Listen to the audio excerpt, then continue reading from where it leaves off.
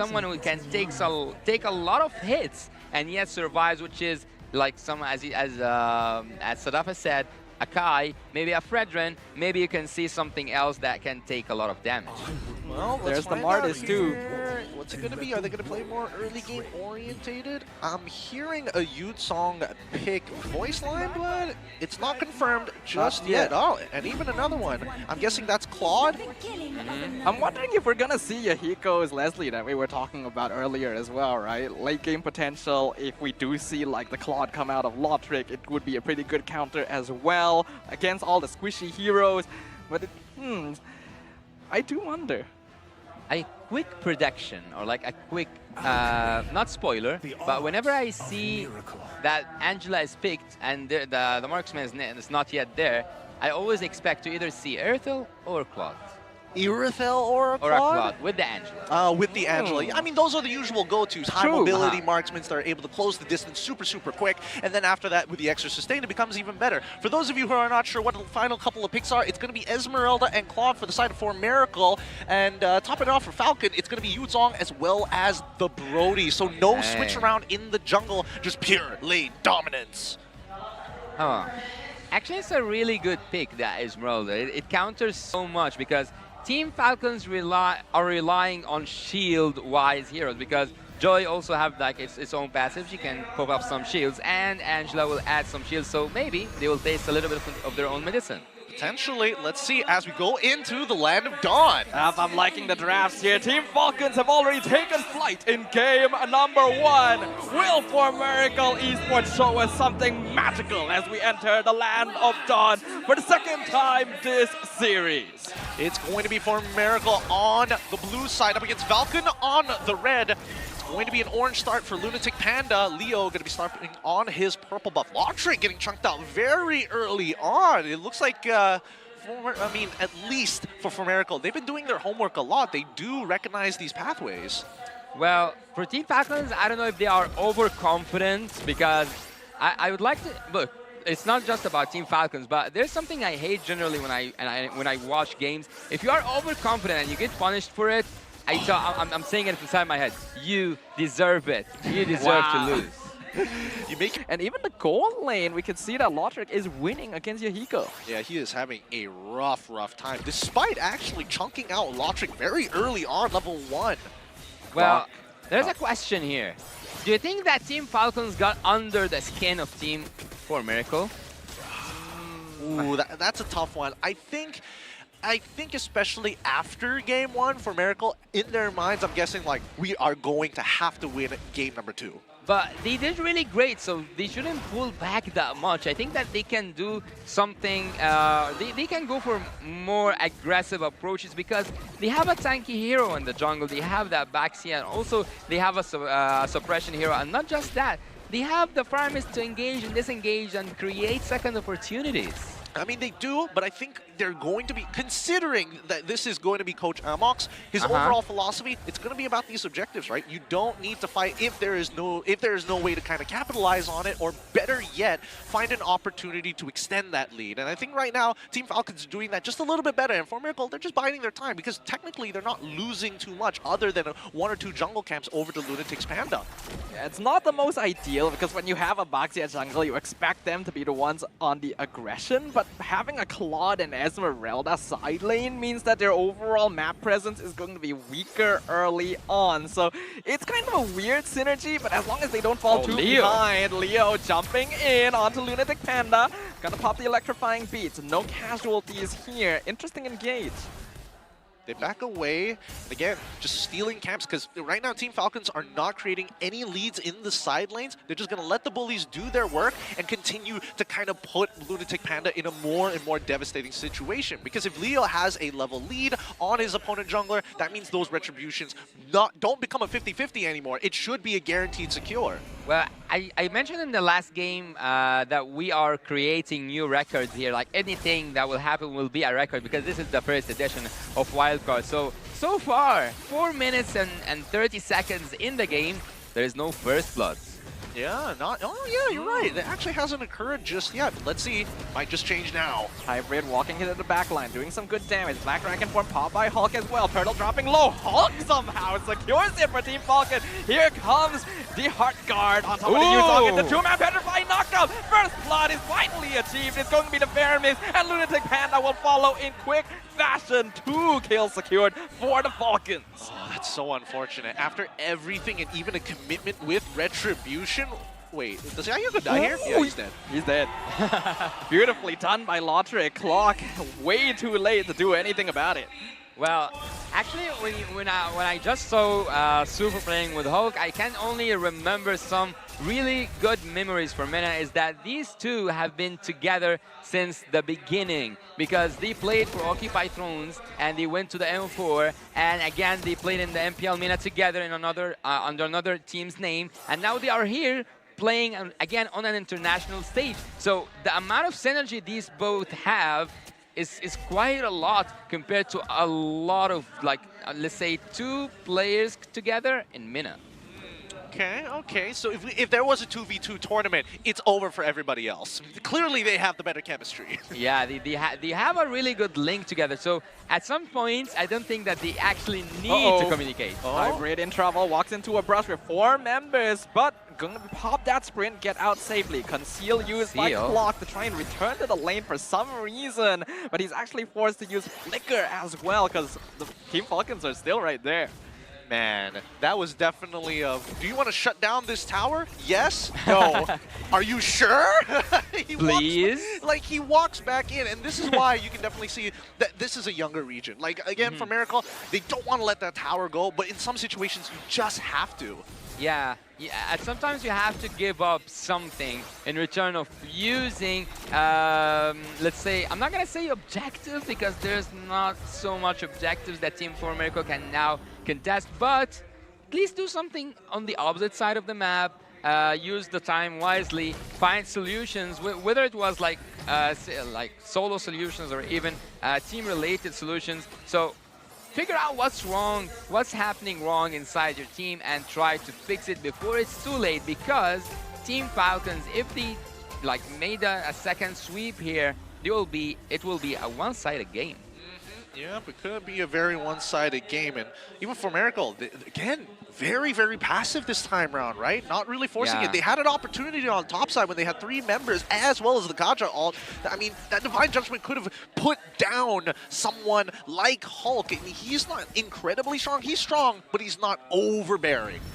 Yeah, they're definitely respecting the network difference, but here comes the Heart Guard Black Dragon here.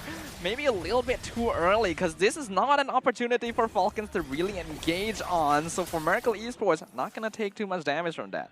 Well, his name is Hulk after all, so he can take a lot of damage. We'll see. We'll see. And he wears green. He does wear green.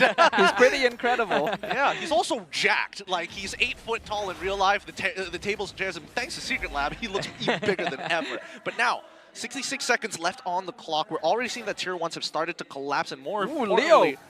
Forces out the Nether Realm. Xerox dropping load. His ult not gonna save him from the electrifying beats, as Falcons is now taking the fight to their opponents, not giving them the chance to play passive. Dies with his flicker, and even with the ult, I think he was confident that his ult was going to get him out of there, but no, Team Falcons, they're really putting their foot on the gas. Yeah, they are just taking turret after turret. They are just taking objective after objective, a kill after a kill, and that was that's actually the inevitable result from what's happening, because 4Merical is not even trying at this moment. I don't know if they are betting on the late game or not, but let's take a fast look, or like a quick look at on the itemization. So far 6.5k for the Brody, and he already have the items he needs to deal a lot of damage. He's almost around to get his 3rd item, while the Claude is not even near that golden staff that he needs to deal a lot of damage, especially to the tanky heroes on the side of Team Falcons. Here comes, oh wait, they get the initial pull, and Black Shoes immediately out. Like, Team Falcons are taking absolutely everything away from 4Merical, and we're not seeing much of a retaliation back, despite all the tools that they have at their disposal. And I think a lot of it is due to whether or not the Heart Guard has been used. I think that's what 4Merical Esports is waiting for. It feels a bit risky though to try and wait for that cooldown because every single time Falcons are just going to teeter it in front of their eyes here. Even Goodnight alone is already threatening Lunatic Panda, forcing the Retry out way too early. Yahiko going for the split push, but the Hulk has spotted him out and he is completely isolated. I don't think he's gonna get out of this one. He pops that sprint, pops back. Oh, beautiful BMI, torn apart memory, not enough to finish him off. Leo trying to chase him down. Yahiko though making the hero run. He may be able to escape. Where is his team? They gotta back him up. Actually, Hybrid buying some time. Yahiko gets out of that. Yeah, it looks like Yahiko's family never left the Land of Dawn since game number 1. He's still split pushing, even on a marksman like he's supposed to. And honestly, gaining a good amount of space for his team to slow down Team Falcons from taking the initiative. Yeah, actually, I think that Team Falcons at a certain point made it personal with Yahiko. They kept on chasing him down. After now, he's not a hard like he's not a hard pick Leo to from get the out. backline, NetherRealm, not gonna be enough. But good night though, actually the one punished in exchange for Xerox. Mid for mid in exchange for the mid tier 2. Team Falcons looking to break down an inhibitor. They got the Lord pushing up top lane. Wait. This is gonna be a 4v4 situation. Black Dragon form comes out, inhibitor dropping real low, instantly taken down by Team Falcons. Will they choose to back off right now? Xerox gonna be coming back alive very soon, and the Lord has already been broken out. Leo though actually still diving. NetherRealm used perhaps a little bit early, and the Falcons will be satisfied with that. Right. A moment for them to breathe. At the very least, we're seeing that 4Merical is trying to use their abilities now, and very actively, at least for Clock, right? Finding that pick onto Goodnight, that's already a big +1. We need to see that more times, and we were hoping to see that more times in the earlier stages. But now that we're at this point, right? 6.7, it's not like it's impossible to win the game. It's just that recovering just takes one big fight, and it's got to be a good one. It's got to be like 4 kills, maybe even 5 kills. Well, 4Merical seems to me like they are running out of time because the odds doesn't look good towards them. But again, I'm gonna tell you, he does have this golden staff. He will deal a good amount of damage. But on the other hand, I think that there's a winter of nature that's gonna pop off for the Brody, so he will be already immune to it soon enough. But looking at the itemization of all the teams, what is interesting? Okay, 2 roam again with the Lilia, so good night. Like he loves to do that double roam thing alongside with the Swiss Trooper. And in the side of Team 4Merical again, they go with the basic and they go with the standard itemization. So anti-heal for the XP laner. Also, like Esmeralda, of course, wants to spam her first and second skills. She keeps on building that shield up and she keeps on annoying that backline heroes. So for Team 4Merical so far, I think that they might do something, but they just need, I'm not going to say a miracle, but they need someone to step up and to take someone out. And especially in that case, I think they already have the solution, the Kaja. They need to catch Leo off like they did before, but it looks like 4Merical are not going to contest this upcoming Lord, and now they're just going to go to bounce side. Yeah, but looks like Lunatic Panda is going to be the one caught out by himself. They'll slowly whittle the Baxia down, and 4Merical, unfortunately, not even going to be able to trade a tower for his life. What did they take in return again, Gideon? Yeah, not much here. They didn't even get the tower, unfortunately. Ended up losing a pick of their own. It's not looking good right now as Team Falcons looking to close out in this game. A very similar position that we saw in game number 1, but hopefully this time it's going to be a quick shutdown. Team Falcons are actually right now playing mind games. That recalls that are happening. Oh, what is that? It's a divine judgment with the black shoes at the last minute. Good night denies 4Merical's potentially final attempt. Black Dragon form catches out Clock, doing some damage, forces out the NetherRealm, but Leo actually gets caught out, dives too deep, and now the Blazing Duet is doing a lot of damage. Good night has been picked off, and Hybrid is zoning out the rest of Team Falcons. We're seeing a repeat of game 1. The Lord is gone, and 4Merical are back at it. Well, maybe, just maybe, it is bedtime for Team 4Merical. If Good Night wins, maybe they just ran out of time and it's good night time. They found Yahiko. Divine Judgment is way too late from Clock. He loses his gold laner. Here comes Hybrid from the back line. Instantly punished. Not going to be able to regen enough from that Heart Guard. Team Falcons instantly reversing things. Oh, right now, I mean, they put a big target on Goodnight's head, and Team Falcon were not happy with it at all. With 2 members down, this might just be it. They continue to push forward, but with no minions, they have no way to crack down on this crystal. Well, the base is wide open for Team Falcons to take. There's no inhibitor turret whatsoever. There's no turret anywhere on the grounds of Team 4Merical, because right now they will struggle a little bit because they were already struggling since the early game, and they are playing super defensive, which actually makes sense because they don't have any advantage so far since the early game. They didn't use the picks. As I told you, they can make an aggressive gameplay in early game, and also they can use that Team Falcon might they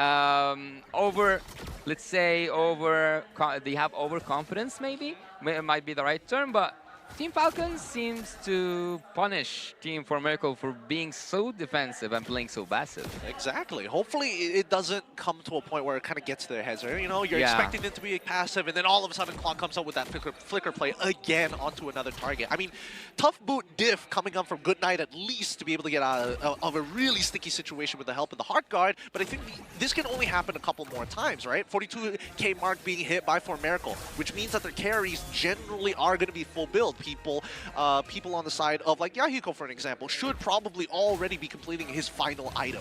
Well, Team Falcons will regret if they didn't finish soon enough. They will regret not finishing soon, because Team 4Merical's team fight is actually terrifying. They can take whoever they want with that Kaja, and they can deal a huge amount of damage with that Blazing Duet that will come from the itemization. As you said, they will have enough farm for Yahiko to do damage.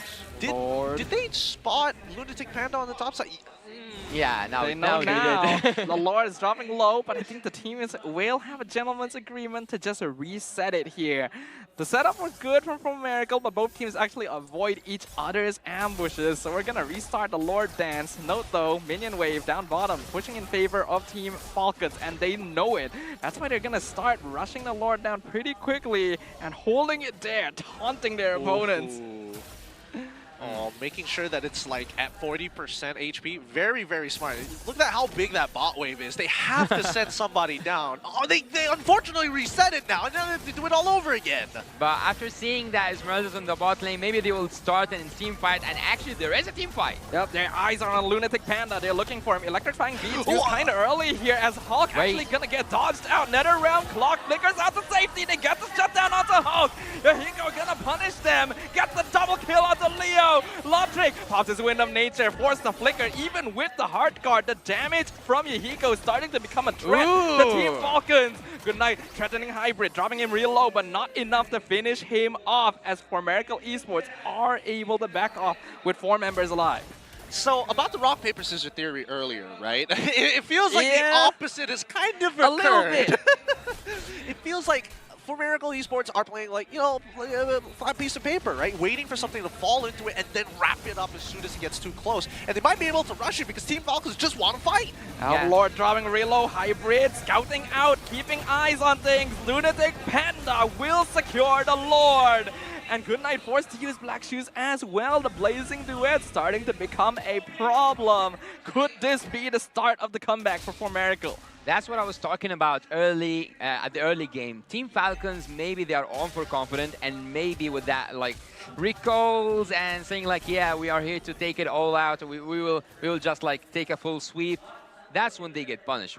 When they don't like use, when they don't get the best out of it, when they are on the top, they will not be forgiven when they make a mistake, and the mistake have been already done and have been already committed, and Team Falcons will now deal with the consequences of this mistake, because right now Team 4Merical has the chance to end this up and send Team Falcons to the third game, and maybe it's good night for Goodnight this game. Oh, I can't wait for the post-game analysis just to see maybe the gold graph to get a good idea of when the taunt happened and how much money did they lose after. 4Merical doing a great job. They've taken pretty much a good majority of the outer turrets on top as well as the mid lane while slowing down that bot side, because Hybrid, I mean, Esme, not exactly known for the greatest wave clear in the world.